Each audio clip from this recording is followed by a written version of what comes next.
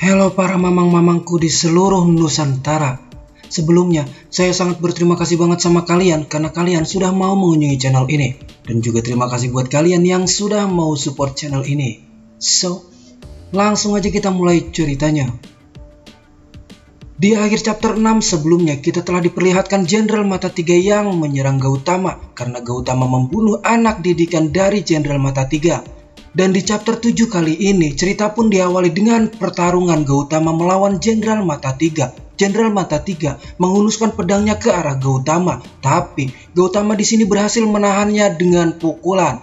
Jenderal Mata 3 mengakui bahwa pukulan dari Gautama sangat bagus. Dalam satu gerakan, dengan senjata Jenderal Mata 3 membuat dinding pertahanan runtuh, menghancurkan bangunan di sekitarnya. Jenderal Mata 3 mencoba untuk menusuk Gautama dengan pedangnya, tapi di sini Gautama berhasil menangkis pedang Jenderal Mata 3. Jenderal Mata 3 di sini tidak menerima kelakuan Gautama yang telah membunuh Xiao Tian dan langsung menghantamkan pedangnya lagi ke arah Gautama. Jenderal Mata 3 mengatakan jika benar Gautama menghormati dirinya, harusnya Gautama tidak akan menyakiti Xiao Tian. Gautama mengatakan kepada Jenderal Mata 3 bahwa Jenderal Mata 3 selalu menghukum rakyat jelata dan Gautama selalu menghormatinya. Dengan santai Gautama mengatakan agar Dewa Mata 3 tetap tenang karena semuanya tidak seperti yang dipikirkan oleh Jenderal Mata 3.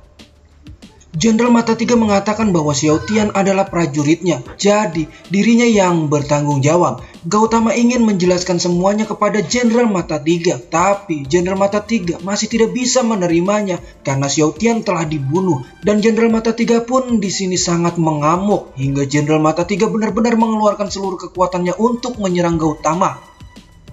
Di sini Gautama mencoba untuk menangkis serangan dari Jenderal Mata 3 yang sudah sangat serius bertarung. Gautama mencoba untuk menahannya dengan tapak Buddha, tapi tapak Buddha itu pun berhasil dihancurkan oleh Jenderal Mata 3. Dan di sini Gautama pun langsung mengeluarkan jurusnya walaupun Gautama merasa tidak sopan jika harus memukul Jenderal Mata 3. Jenderal Mata 3 pun bisa menghindari serangan Gautama meskipun Jenderal Mata 3 berhasil membalikan keadaan. Tapi Jenderal Mata 3 di sini terpental oleh serangan Gautama. Jenderal Mata 3 mengatakan bahwa Xiao Tian dan dirinya lahir dan mati di medan perang. Dia hanya berharap suatu hari nanti bisa bertarung dan mati di medan perang. Gautama mengatakan kepada Jenderal Mata 3 bahwa dirinya sangat kecewa kepada Jenderal Mata 3 karena sebagai pemimpin tentara surga, Jenderal Mata 3 telah kehilangan akal sehat dan penilaiannya. Dan amukan Jenderal Mata 3 berbeda dari tentara surga yang tidak bisa mengendalikan diri. Jenderal Mata 3 mengatakan bahwa dirinya tidak perlu dinasehati oleh Gautama karena menurutnya dirinya tahu apa yang harus dilakukan. Di sini Jenderal Mata 3 ingin Gautama membayarnya, sedangkan Gautama yang perkataannya sudah tidak mau didengarkan lagi oleh Jenderal Mata 3, Gautama kini tidak akan berbalas kasihan lagi. Tiba-tiba datanglah Guan Yin di tengah pertempuran itu. Guan Yin mengatakan bahwa ini adalah istana surga dan ini bukanlah medan pertempuran. Di sini Gautama mengucapkan terima kasih kepada Guan Yin karena datang tepat waktu. Sedangkan prajurit di sini yang telah melihat Xiao Tian sudah terbunuh merasa sedih. Dan para prajurit itu pun tidak akan melupakan ajaran darinya. Dan para prajurit kecil itu pun segera mengubur Xiao Tian. Saat Xiao Tian dia angkat, sepatunya telah terjatuh. Dan kita kembali lagi ke pertempuran Gautama dengan Jenderal Mata 3. Di sini Guan Yin melerai pertarungan itu. Guan Yin mengatakan kepada Jenderal Mata 3 yang sudah sangat marah agar memberikan hal-hal baik di surga. Guan Yin juga mengatakan agar Jenderal Mata 3 pergi dan mengucapkan selamat tinggal kepada saudaranya. Sebelum pergi, Jenderal Mata 3 mengatakan kepada Gautama bahwa dirinya tidak akan berhenti sampai di sini. Di sini Guan Yin ingin meminta penjelasan kepada Gautama apa yang sebenarnya terjadi. Gautama mengatakan saat itu Xiao Tian ingin hidupnya diakhiri. Xiao Tian mengatakan bahwa dirinya tidak ingin memperlakukan para jenderal dewa yang pada akhirnya akan sulit untuk mengendalikan dirinya. Dan Gautama pun mengabulkan permintaan Xiao Tian. Gautama juga mengatakan bahwa semuanya adalah kesimpulan terdahulu, mengatakan atau tidak itu sama saja. Guan Yin mengatakan bahwa dirinya punya pendapat yang berbeda-beda. Begitu banyak hal yang telah terjadi di surga baru-baru ini. Dan Guan Yin mengatakan bahwa dirinya memiliki solusi tersendiri. Guan Yin juga mengatakan kepada Gautama bahwa Gautama juga pasti mempunyai pendapat sendiri. Dan terlihat di sini Xiao Tian yang tidak memakai sepatu diberikan sepatu oleh Jenderal Mata 3. Jenderal Mata 3 juga mengatakan, "Jalani dengan tenang wahai saudaraku. Hanya itu yang bisa aku lakukan untukmu. Dan kita akan langsung masuk ke chapter 8 nih, Mang. Di sini Xiao Tian telah berada di alam baka. Xiao Tian juga mencari-cari Wukong. Di sini boneka pemandu alam baka menyuruh agar Xiao Tian berhenti karena dirinya akan menunjukkan jalan ke arah jembatan terlupakan.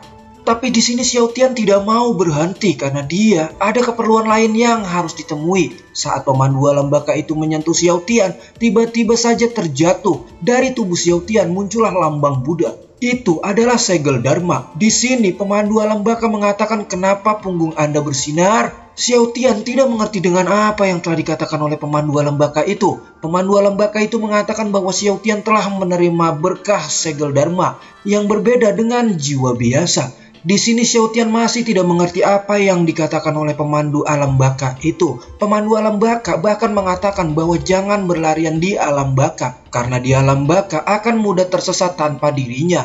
Dan Xiao Tian disuruh harus menyeberang jembatan untuk dilahirkan kembali atau bereinkarnasi. Tapi Xiao Tian pun berlari karena dirinya mempunyai misi dan tidak ingin berdebat dengan siapapun. Pemandu alam baka yang lain pun mencoba untuk menghentikan Xiao Tian, tapi Xiao Tian langsung pergi dengan kecepatan penuhnya.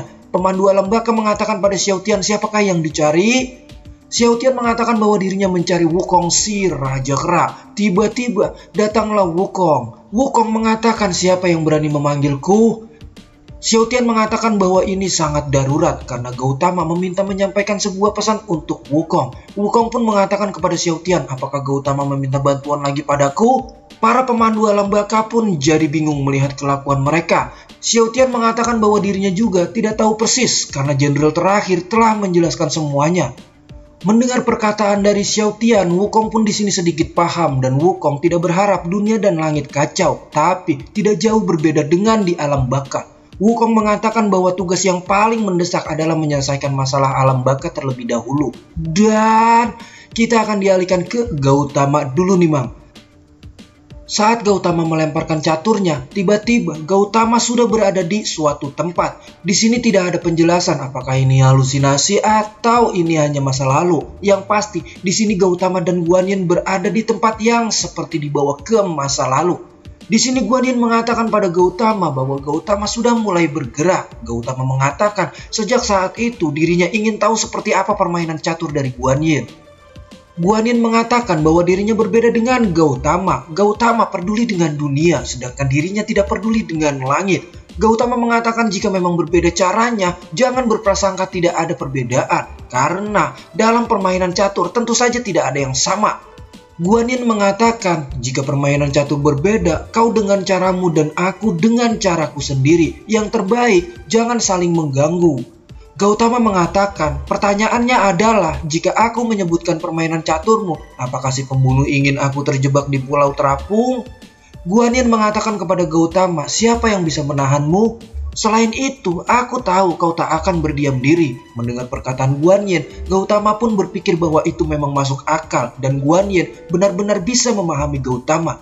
Dan setelah itu kita pun langsung dibawa ke masa sekarang lagi nih. Di sini Gautama tertawa tentang dalam hal bermain catur. Tiba-tiba datanglah Yutao mengatakan bahwa Gautama sangat luar biasa. Di sini Gautama mengatakan kepada Yutao apa yang telah terjadi hingga dia mendatangi Gautama.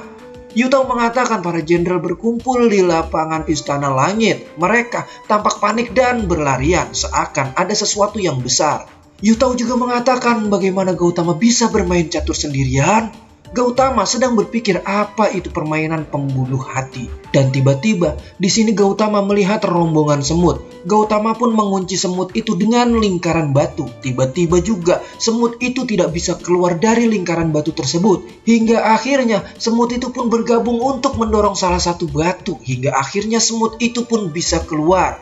Yutao yang melihat itu pun sedikit terkejut karena semut itu mendorong batu secara bersamaan.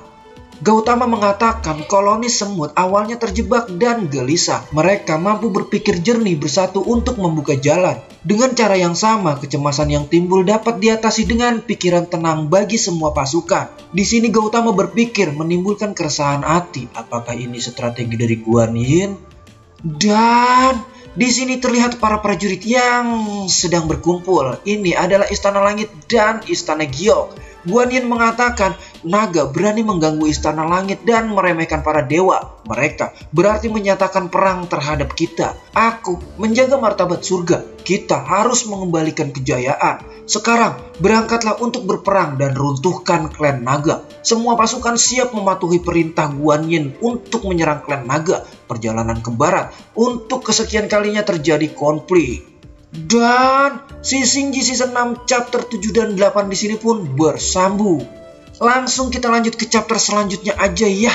Dan buat kalian yang belum subscribe, langsung pencet tombol subscribe aja dan aktifin loncengnya biar kalian gak ketinggalan keseruan dari channel cerita saya. Mimin di sini pamit and